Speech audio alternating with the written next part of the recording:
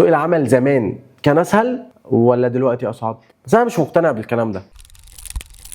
سوق العمل مش اسهل ولا صعب، سوق العمل اتغير، وهقول لك اهم الاختلافات اللي انا شايفها. اول فرق كبير، زمان كان الطريق شبه واضح، الطالب بيدخل الجامعه، يتخرج، يتعين في وظيفه ويقعد فيها لحد المعاش، وكان في مفهوم اسمه الامان الوظيفي، وظيفه حكوميه او وظيفه ثابته محدش يقدر يلمسك فيها بسهوله، ولو عايز تزود دخلك ساعتها الحل معروف وبسيط، تسافر للخليج او العراق او ليبيا او بتسافر لاوروبا.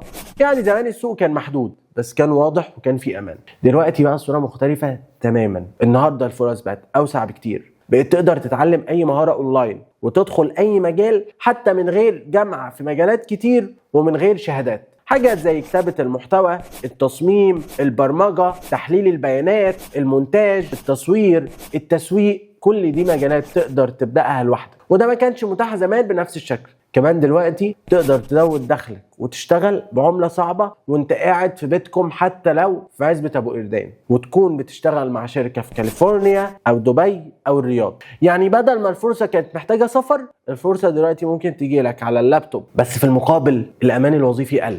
في القطاع الخاص وارد جدا تمشي في اي وقت، وده مخوف ناس كتير وده مفهوم، لكن بصراحة الضغط ده عمل حاجة إيجابية للشباب، خلى الناس تجتهد أكتر، تطور من نفسها أكتر، تتعلم مهارات جديدة، تبني علاقات عشان تبقى جاهزة لأي تغيير، لأن اللي مش بيتطور دلوقتي بيقع بسرعة. فخلينا نلخصها، سوق العمل زمان كان أوضح لكن أضيق، سوق العمل دلوقتي أوسع لكن أقل أمانا. زمان كنت عارف إن أنت هتمشي في الطريق ده، دلوقتي قدامك 100 طريق، بس محتاج تختار صح وتلتزم. والسؤال الحقيقي مش هو زمان كان احسن ولا دلوقتي احسن، السؤال الحقيقي هو انت هتفضل تفكر بعقلية السوق القديم ولا هتستغل السوق الجديد وتتعرف على مجالات جديدة وازاي توصل لأول فرصة فيها. وده اللي اتكلمنا عنه بالتفصيل في كل حلقة من حلقات بودكاست كاريري كاست. هنسيب لكم روابط قنواتنا في اول كومنت، اسمع كل تفاصيل مجالك اللي مهتم بيه وابدأ استغل السوق الجديد من النهاردة. كاريري كاست، البودكاست اللي بنتكلم فيه عن قصص البدايات